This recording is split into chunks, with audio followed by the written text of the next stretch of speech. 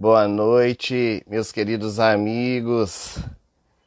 É uma alegria podermos estar juntos mais uma vez pelo canal do Centro Espírita Casa do Caminho, em Diamantina, Minas Gerais, para podermos conversar nessa noite sobre um tema de tão grande importância para todos nós: conflitos existenciais.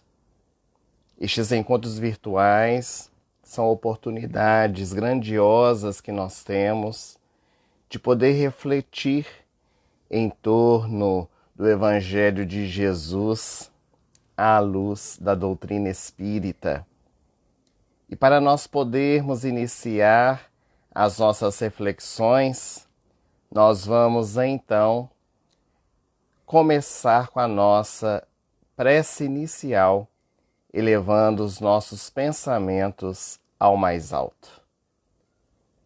Senhor Jesus, mestre e amigo, nessa noite de grandes oportunidades para o nosso coração, de aprendizado para todos nós buscamos conectar os nossos pensamentos e os nossos corações nas vibrações do seu amor, para que possamos juntos refletir sobre a mensagem que consola, que orienta e que instrui.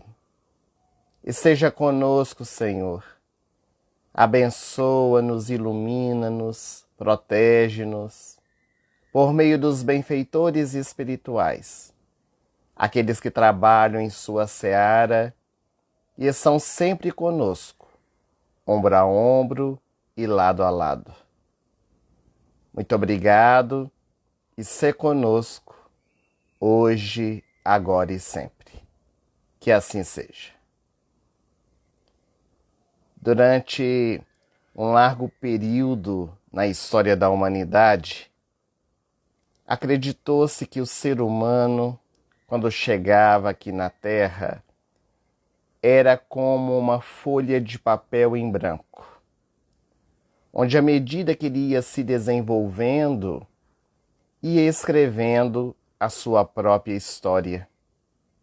Imitava tudo aquilo que via, especialmente com a educação dada pelos seus pais, pelo exemplo daqueles que estavam ao seu derredor, os seus familiares, já que a psicologia nos diz que o menino geralmente imita o seu pai, a menina geralmente imita a sua mãe.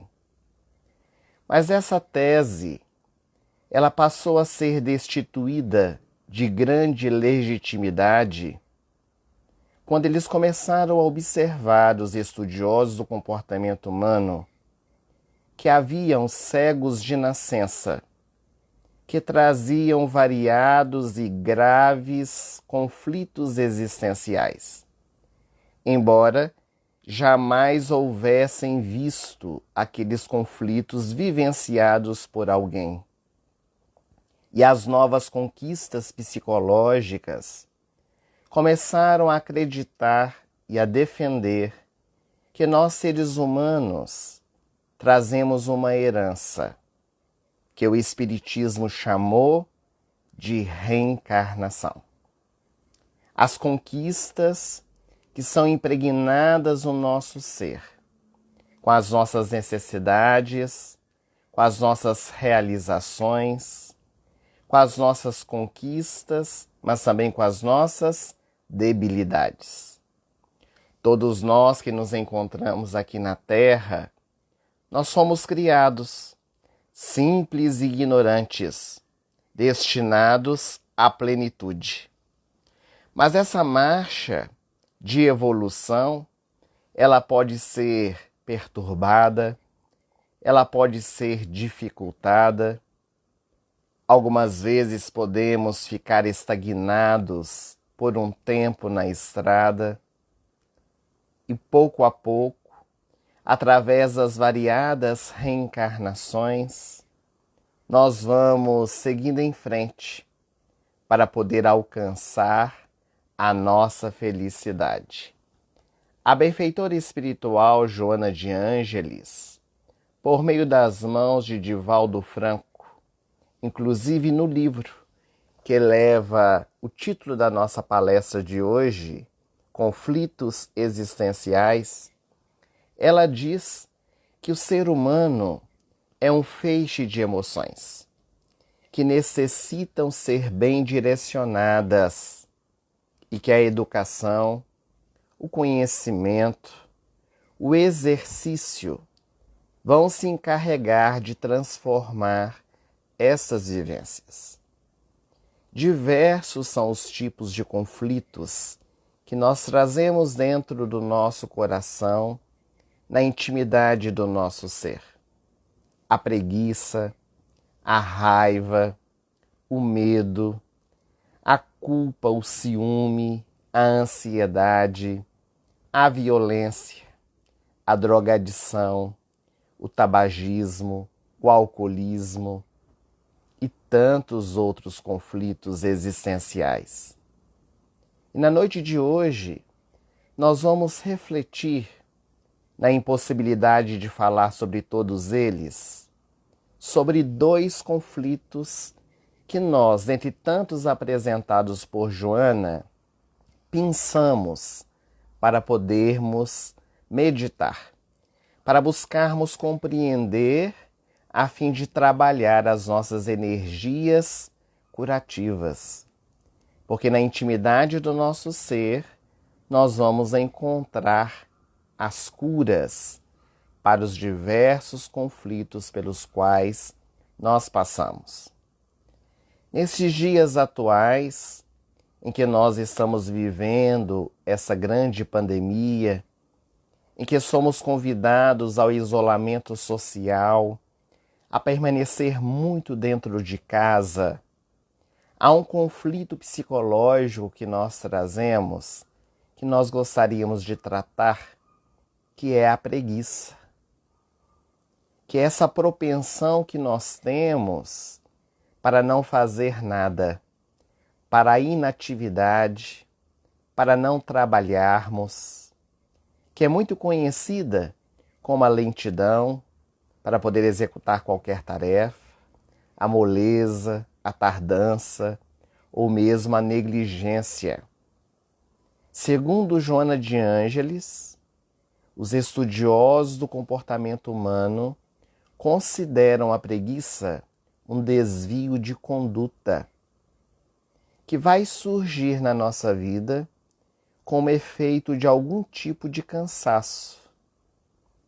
Nós estamos cansados de fazer determinado trabalho, determinada tarefa, determinada situação da nossa vida.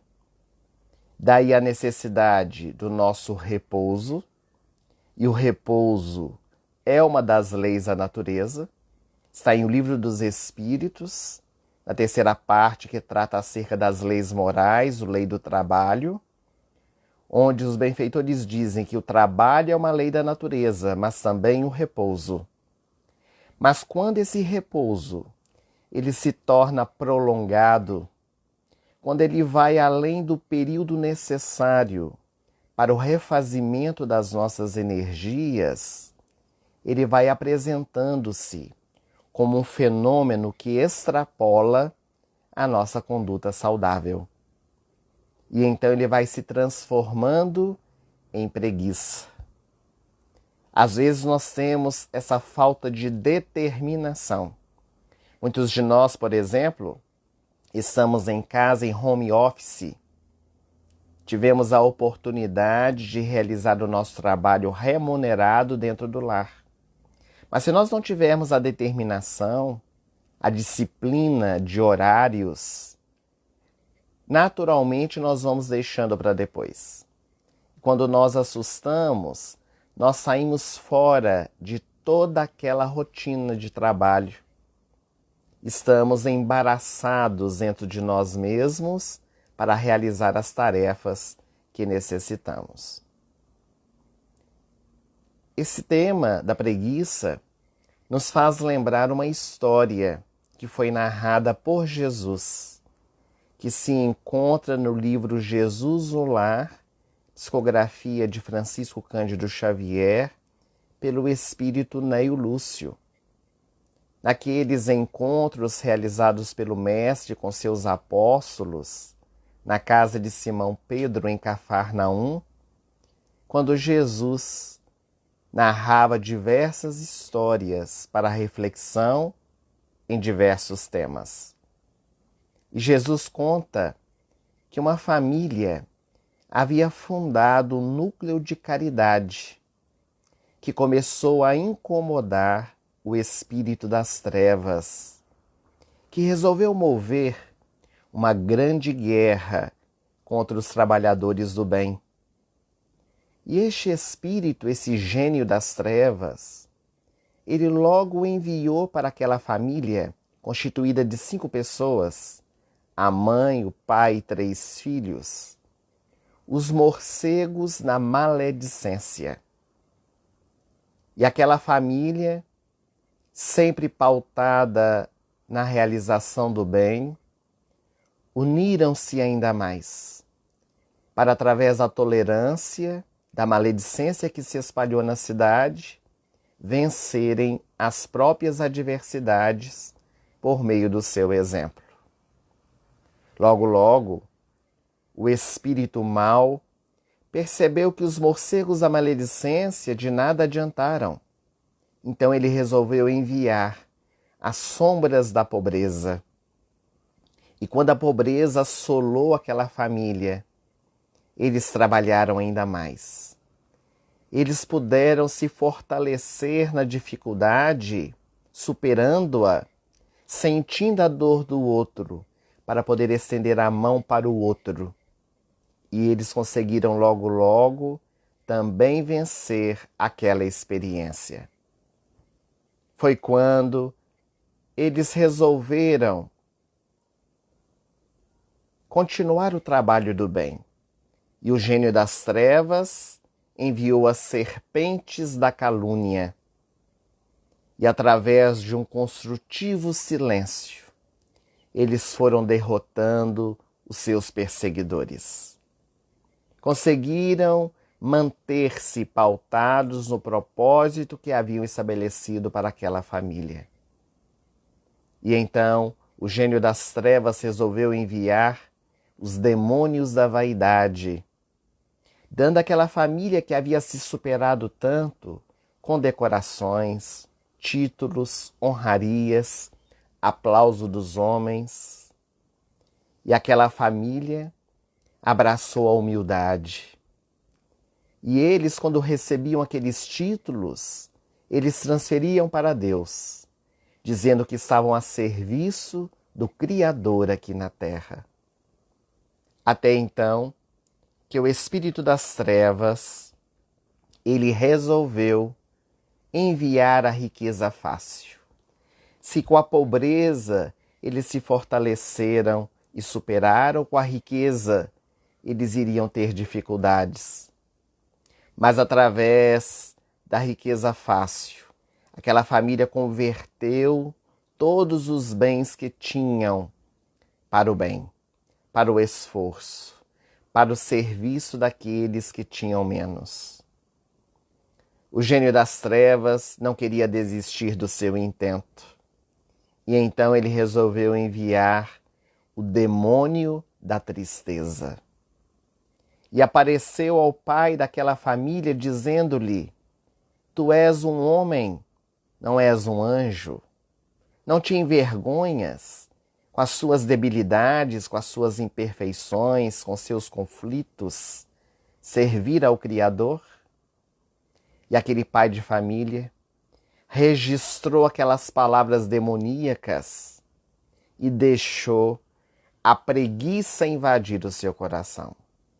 O desânimo foi chegando e ele foi se afastando cada vez mais das atividades, porque sentia que ele não estava na condição de poder servir a Deus. E logo depois morreu, deixando a sua família e a esposa, juntamente com os 3 filhos, seguir os passos do genitor, demovendo seus corações da prática do bem. Essa conduta enfermiça, ela gera na nossa vida diversos conflitos psicológicos. São ideias perturbadoras que vão assomando a nossa mente. Porque junto da preguiça está também a nossa baixa autoestima. Quando nós acreditamos que não valemos nada, que nós não merecemos, e isso pode se tornar na nossa vida um mecanismo de autodestruição, apresentando inclusive mais tarde outras enfermidades, como a depressão. Então a preguiça, ela vai nos impedir de realizar qualquer esforço que nós tínhamos em mente em favor da nossa recuperação. É aquela tendência que nós temos, meus amigos, de ficar inútil, tornando-se um peso, um fardo para a nossa família, para a nossa sociedade. E o nosso corpo é um instrumento que o espírito necessita para o exercício, para a atividade. E em razão desse pessimismo que vai assomando a nossa mente, nós então caímos na lamentação, passamos a ter ideias fixas na nossa mente, negativas, vamos assumindo culpas e ficando estagnados na estrada. E por sua vez, aqueles que estão à nossa volta também não vão se interessar por nos ajudar, porque eles acreditam que nós não estamos dispostos a poder prosseguir. Então a preguiça, conforme nós estamos observando, é algo que vai nos trazer outros conflitos existenciais, que vai gerando na nossa vida outras dificuldades, outras experiências que realmente nos trazem situações negativas para a nossa vida. E a terapia, porque sendo um conflito, sendo uma enfermidade, uma debilidade do nosso ser espiritual, há que ter uma cura. E essa terapia, ela começa no desejo de recuperação. A primeira coisa que nós precisamos fazer é reconhecer aquela situação que nós estamos vivenciando e termos o desejo de melhorar, de levantar e seguir adiante. Então, o próximo passo que nós temos, depois desse desejo de se recuperar, é destruir dentro de nós essa identidade de preguiçoso. Porque nós começamos a ter aquele rótulo entre os amigos, entre as pessoas que estão à nossa volta, entre os nossos familiares. Aquele ali é preguiçoso, aquele ali não gosta de fazer nada, aquele ali só sabe ficar na cama. E então abraçarmos a experiência da alegria que decorre do ato de servir. Em certa ocasião, nós estamos falando hoje para Diamantino, Centro Espírita Casa do Caminho, nos fez recordar uma experiência que nós tivemos no Vale do Jequitinhonha, que nós visitamos já há 10 anos, realizando palestras, quando numa das reuniões da AME Vale do Jequitinhonha, que é a instituição que coordena as atividades nas cidades que compõem o Vale, o espírito José Grosso, por meio da mediunidade do nosso companheiro Levi Ricardo, Bebiano, ele fala que a alegria do trabalhador está no ato de servir. Quando nós trabalhamos com amor, este é o nosso salário, a alegria que contagia o nosso coração. Mas é claro, meus amigos, que não se trata aqui de uma simples resolução. A partir de hoje, eu não sou mais preguiçoso. Não é um efeito que aparece imediatamente na nossa vida, de forma miraculosa, demanda de nós tempo, persistência, muita vontade, leituras edificantes, oração, a bioenergia, chamado passe, a psicoterapia, quando necessária. E aos poucos, nós vamos retornando então ao mundo real, aos seus labores, às atividades, com disciplina e também responsabilidade.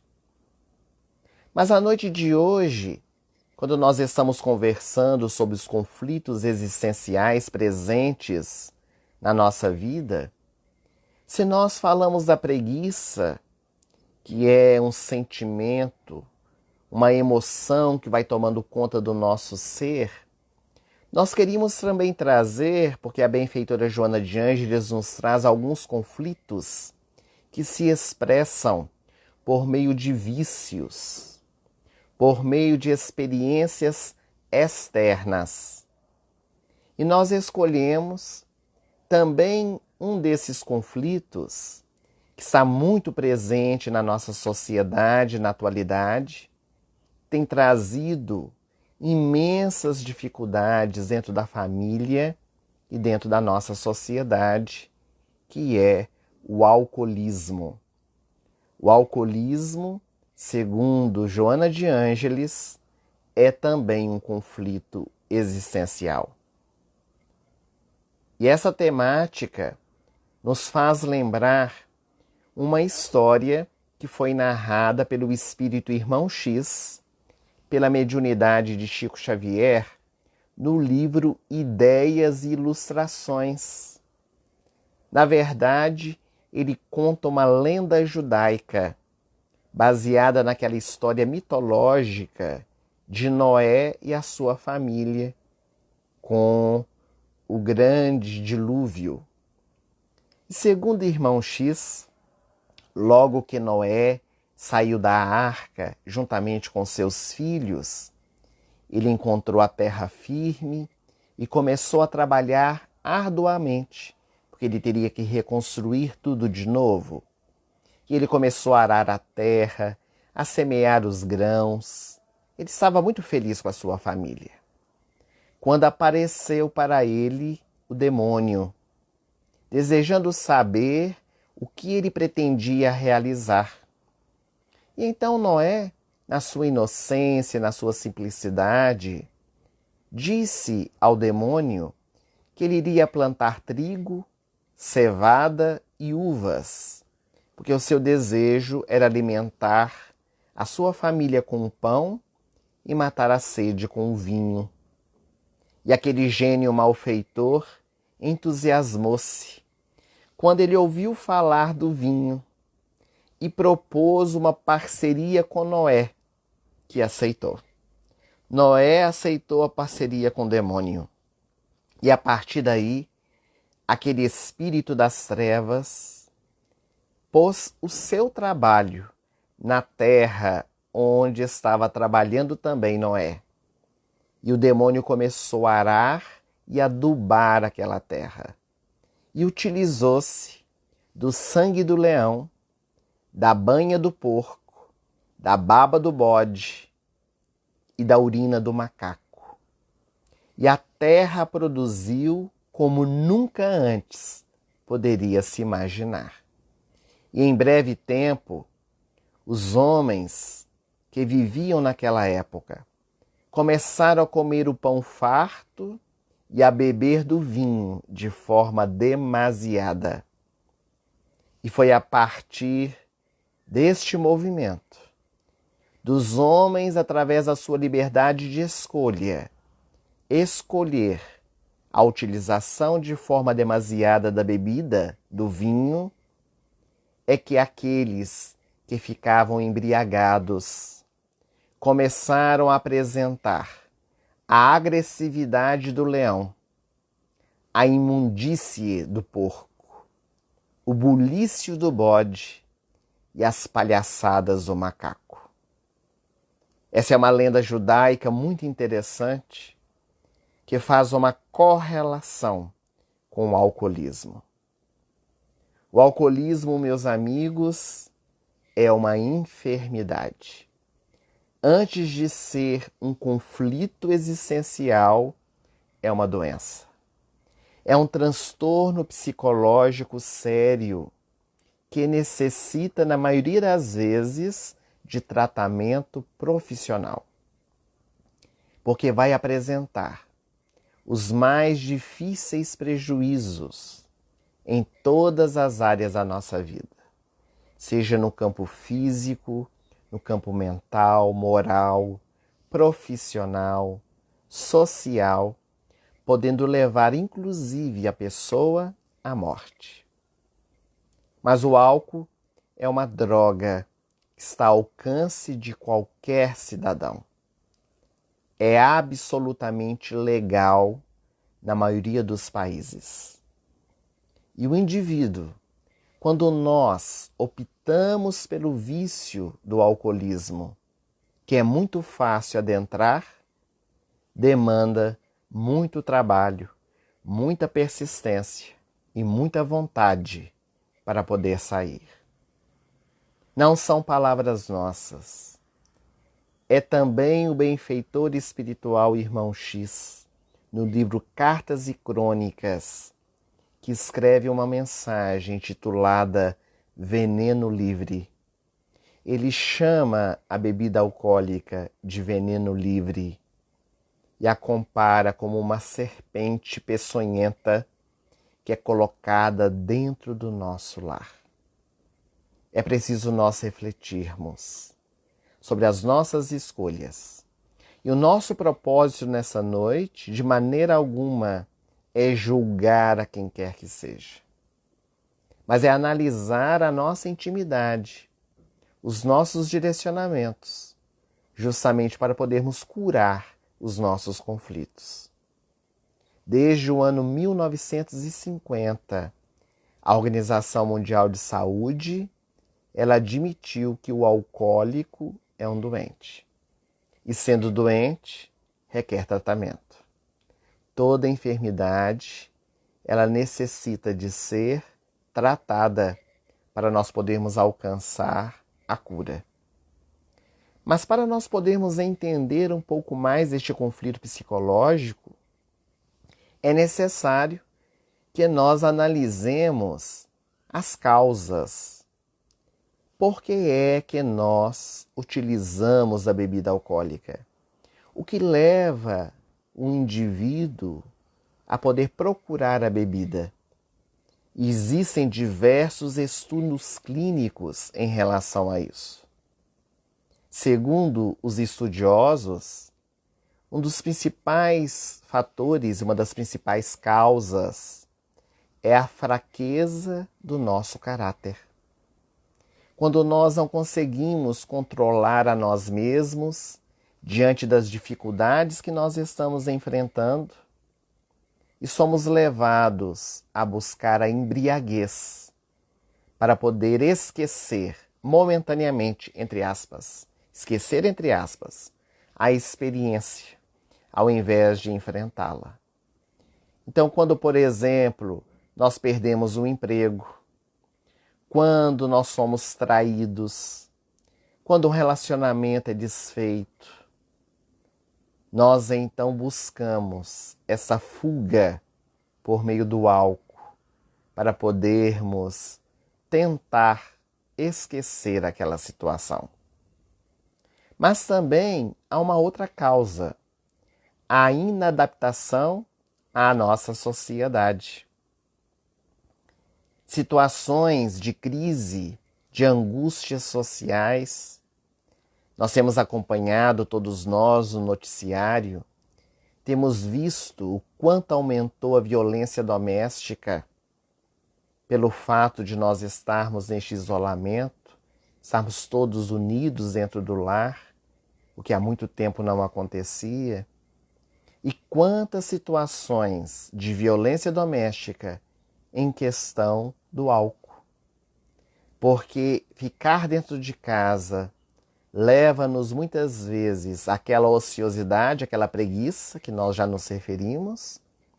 E quando nós temos a propensão para a bebida, logo, logo também nos envolvemos na utilização do álcool para podermos passar o tempo, para podermos modificar por alguns instantes aquela experiência que nós achamos ser monótona.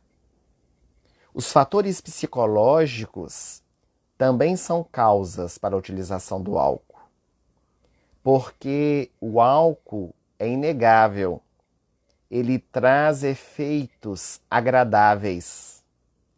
Mas esses efeitos agradáveis que traz ao nosso organismo físico, eles são aparentes e são muito rápidos e vão induzir o indivíduo a um consumo excessivo. Porque chega o momento em que o nosso organismo ele vai se acostumando com a bebida e aquela quantidade já não produz o efeito que nós desejávamos. Então nós vamos aumentando a quantidade, até que gera a dependência química, trazendo mais sérias complicações. Também, segundo estes mesmos estudos, a hereditariedade é uma causa, um dos fatores que não é determinante. Queremos deixar bem claro isso. Não significa que, tendo pais alcoólicos, nós seremos alcoólicos, transferindo para eles a responsabilidade. Mas, quando o indivíduo é alcoólico e ele tem filhos, ele repassa também uma herança genética. Além do que, quando os nossos filhos, eles nos veem utilizando, seja da bebida, do cigarro ou de outras coisas que fazem parte do nosso cotidiano, é natural que eles queiram também nos imitar, ser igual a nós, com várias exceções, é claro. Mas tendem muitas vezes também a enveredar pelo caminho do alcoolismo. Os fatores sociais e econômicos também são causas para nós entrarmos no vício do álcool. Começamos a beber socialmente, para acompanhar os amigos, para sermos aceitos pela sociedade. E depois nós vamos cada vez mais nos embrenhando. Nós sempre costumamos a fazer uma pergunta ao tratarmos desse tema: o que é beber socialmente? O que é utilizar-se da bebida de maneira social na nossa vida? Para alguns, beber socialmente é tomar um copo. Para o outro, beber socialmente é tomar uma garrafa. Para o outro, é um engradado. Como é que nós vamos estabelecer o que é beber socialmente?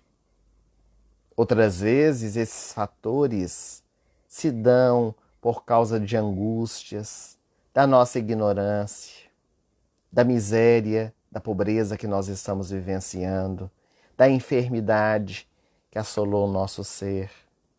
Então nós vamos percebendo que várias são as causas e nós precisamos refletir o porquê. Porque a partir desse momento em que nós encontramos a causa, fica mais fácil erradicar os efeitos, cortar o mal pela raiz. Porque diversos, meus amigos, são os problemas gerados pelo álcool.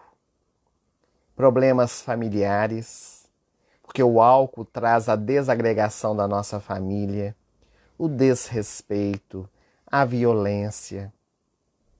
Traz também problemas sociais, o nosso fracasso perante um convívio sadio com as pessoas, reflexos negativos profissionalmente, porque o indivíduo que é alcoólico, ele vai gerando distúrbios por onde quer que passe.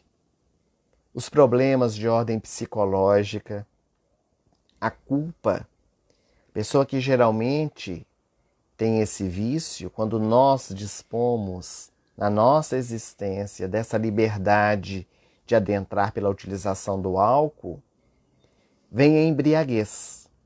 No dia seguinte, acordamos com culpa. Nos martirizamos. Por que eu fui beber tanto? Não devia ter bebido tanto. Mas daí a pouco nós bebemos de novo, para poder esquecer aquela culpa. E buscamos uma nova embriaguez. E o nosso caráter, ele vai se rompendo. Porque a bebida passa a ser uma solução. E isso é a dependência. Também os problemas orgânicos. Quando nós fizemos uma pesquisa a respeito dos problemas orgânicos que são nos trazidos pelos conflitos psicológicos do alcoolismo, nós ficamos admirados com o tanto de enfermidades que deriva do álcool. A depressão, a perda de memória, angina, úlcera, hepatite, cirrose, impotência sexual, gota, nefrite, anemia, hipertensão, colesterol alto, entre outras. Mas sobre todos esses fatores, meus amigos, sobre todos esses problemas gerados pelo álcool, nós temos as questões espirituais. Nós que somos espíritas, sabemos o quanto há envolvimento espiritual em torno do álcool na nossa vida. O quanto escolher esse caminho abre campo para as chamadas obsessões. Mas há como nós prevenirmos, há como nós podermos evitar a utilização do álcool na nossa vida. Primeiramente, pelo exemplo, pelo processo educacional. Quando nós vamos alargando a nossa mente para o entendimento da vida, os males que são causados. Porque falar deste tema, embora não seja o nosso tema central na noite de hoje, mas falar sobre alcoolismo, falar sobre prostituição, falar sobre tabagismo dentro de uma instituição religiosa ainda é tabu. Nós ainda temos dificuldades para poder falar sobre isso. Porque muitas pessoas acham que quando nós estamos tratando desse assunto, nós estamos julgando aqueles que escolheram esse caminho. E não é isto. Embora os exemplos sejam trazidos, embora às vezes a espiritualidade seja contundente na temática, como Joana é nesse livro, a proposta não é atacar. A proposta não é atirar a primeira pedra, porque nós também podemos estar sujeitos a vivenciar, ou já vivenciamos. Quantos de nós já tivemos esse vício e deixamos, lutamos por deixar, ou ainda vamos ter, se nós não nos mantermos firmes? Então, o esclarecimento, a educação, o diálogo em torno de um tema nos fortalece para nós podermos fazer as nossas escolhas. A religião previne também, porque a religião, ela realça na nossa vida, seja ela qual for, o respeito que nós precisamos ter primeiramente com a vida, depois para com o nosso corpo, que é um dom de Deus. Então é necessário que nós busquemos na nossa vida prevenção destes conflitos. Porque depois que eles começam a fazer parte da nossa vida, é muito mais difícil buscar o tratamento. Mas tem cura? O alcoolismo tem cura na nossa vida? Sem dúvida. Sem dúvida, toda enfermidade tem cura. Mesmo as ditas incuráveis. Porque elas são incuráveis do ponto de vista físico, mas do ponto de vista espiritual, são libertação para o espírito com as suas dificuldades. Mas no caso do alcoolismo, há um ponto-chave para nós encontrarmos a solução para esse conflito, que é a vontade, é o desejo, é o querer. O indivíduo que não se reconhece alcoólico, a pessoa que não se aceita naquela condição, terá muito mais dificuldades para poder se transformar. Porque sempre está justificando-se, sempre está achando que está numa condição razoável diante do álcool. E nesses casos, é importantíssimo o apoio familiar. O amor como um movimento eficaz. A compreensão para com a pessoa que está enferma, que é diferente de conivência. Não é aplaudir o erro do outro, mas também não é renegá-lo, porque na maioria dos casos o que acontece nas nossas famílias, quando nós temos alguém com alcoolismo, é nós afastarmos.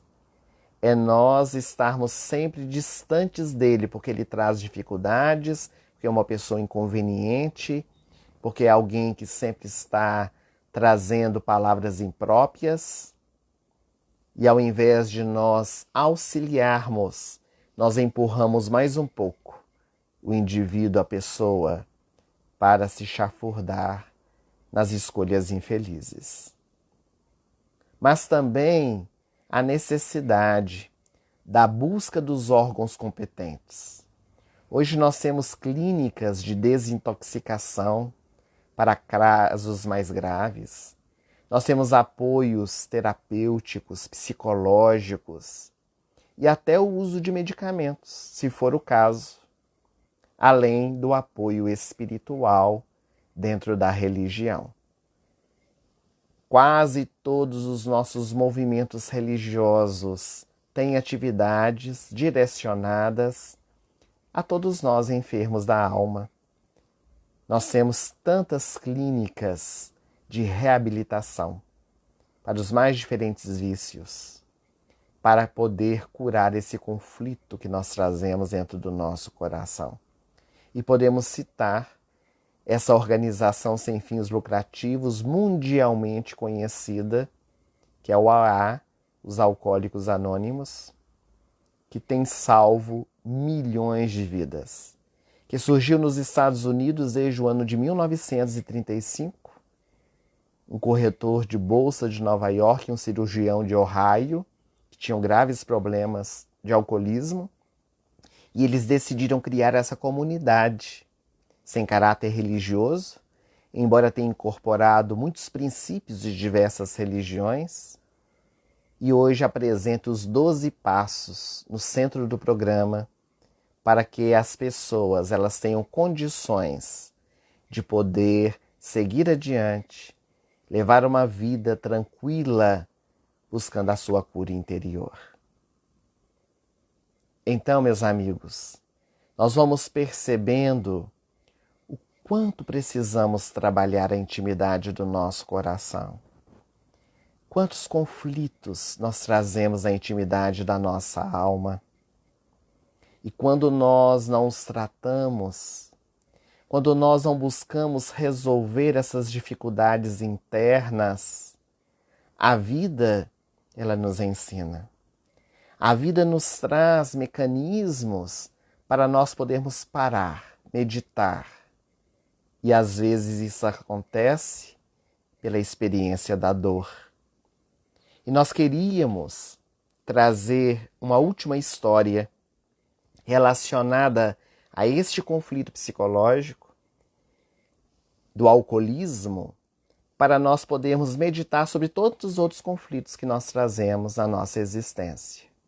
Também é uma história escrita pela mediunidade do Chico, pelo espírito Neio Lúcio, e algo muito curioso, de um livro infanto-juvenil.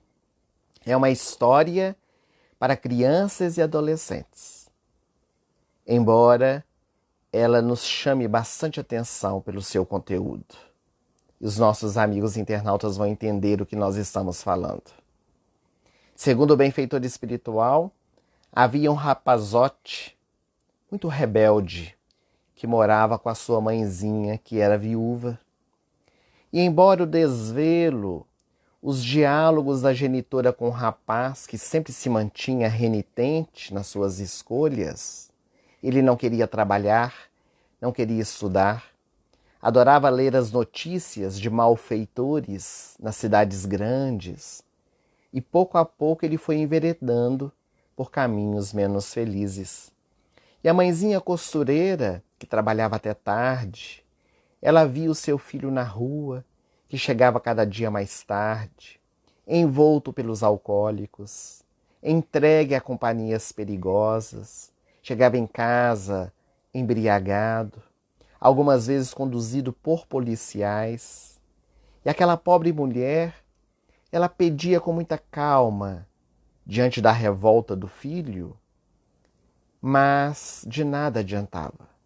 Por mais que ela solicitasse, que ela conversasse com ele continuava com seus direcionamentos e foi avançando cada vez mais. Começou a roubar, a assaltar instituições comerciais para ter fácil acesso ao dinheiro. E a mãe, conhecendo o filho, porque toda mãe conhece o seu filho, cada vez mais tentava educá-lo, aconselhá-lo, mas ele não ouvia. E cansado da mãe, o filho fugiu e nunca mais regressou ao lar. Ninguém mais soube dele e a mãe sempre preocupada, sempre tentando buscar alguma informação a respeito do seu rebento. Até que 5 anos mais tarde, ela viu num jornal, estampado em primeira página, as páginas policiais, o retrato do seu filho.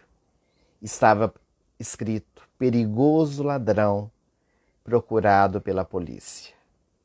Ali na página policial estava o nome da cidade e aquela costureira desesperada, ela foi para a cidade onde procuravam pelo seu filho. Seria como procurar uma agulha no palheiro, uma cidade grande, mas ela, com coração de mãe, desejava encontrá-lo. E ela hospedou-se num quarto de hotel muito modesto. E todos os dias ela saía pelas ruas da cidade, procurando pelo seu filho. Até que na terceira noite, em que ela estava dormindo, era madrugada, de repente pela janela do seu quarto, entrou um homem encapuçado. Ele se apresentava às escuras e logo pediu a bolsa para que pudesse assaltá-la. E naquele instante, aquela senhora que ali estava no escuro diante do desconhecido, ela começa a ficar atônita com aquela situação, começa a tossir de nervoso, ela quer gritar por socorro. E o ladrão, temendo as consequências que pudessem advir daquela senhora ali naquele quarto gritando, ele começou a estrangulá-la.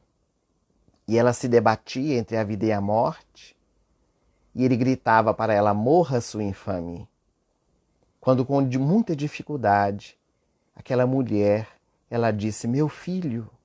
Ela reconheceu a voz do seu filho. E naquele instante, o homem alucinado, ele deixa aquela mulher na cama, acende a luz, e quando ele vê, era a sua mãezinha, que já se encontrava morta.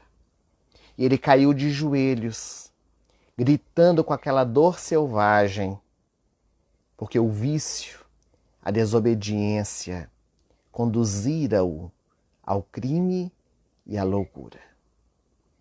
Embora essa história, meus amigos, seja uma história muito dolorosa, nós trouxemos ela para a nossa reflexão dessa noite para podermos chamar a atenção para este fator das nossas escolhas. Nós dissemos que era uma história infantil, que o benfeitor conta para educar crianças e adolescentes no campo do álcool. Porque às vezes nós precisamos dessas experiências chocantes, dessas situações que realmente nos chamam a atenção para as experiências, para que nós possamos dessa forma ver com outros olhos. A dor às vezes chega como esse mecanismo de nos trazer de volta, para o caminho do bem. Então que nós possamos, meus amigos, diante dos nossos conflitos, sejam eles quais forem, não desanimarmos e buscarmos o Evangelho como um bálsamo para as nossas vidas, como um bálsamo para as nossas dores mais profundas. É isso que Joana, neste livro, Conflitos Existenciais, ela nos convida a fazer. Encontrar na proposta da mensagem do Evangelho os recursos para a nossa iluminação interior. Porque o Evangelho é essa luz que se acende nas trevas da nossa ignorância. Nós queríamos agradecer o carinho de todos vocês que nos acompanham pelo canal do YouTube, pelo Instagram do Centro Espírita Casa do Caminho.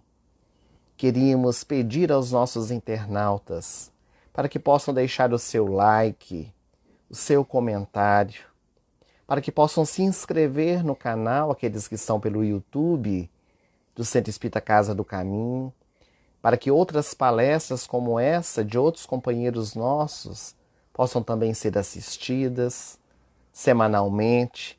Eles têm diversas palestras virtuais e nós podemos interagir, aprender. Aqueles que estão pelo Instagram também podem seguir a página e todas as vezes que entrar um novo vídeo, que a instituição estiverá ao vivo, nós seremos notificados.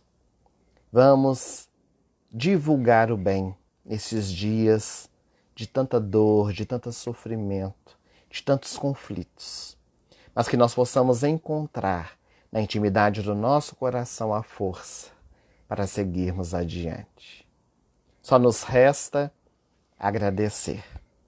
Só nos resta elevar o nosso pensamento a Jesus para podermos falar da nossa gratidão deste encontro, esperando que os nossos amigos possam ter tido algum meio de reflexão em torno dos conflitos. Embora muitos outros estejam presentes na nossa vida, convidamos a leitura do livro para que possam conhecer um pouco mais a proposta de Joana. É um dos livros da série psicológica.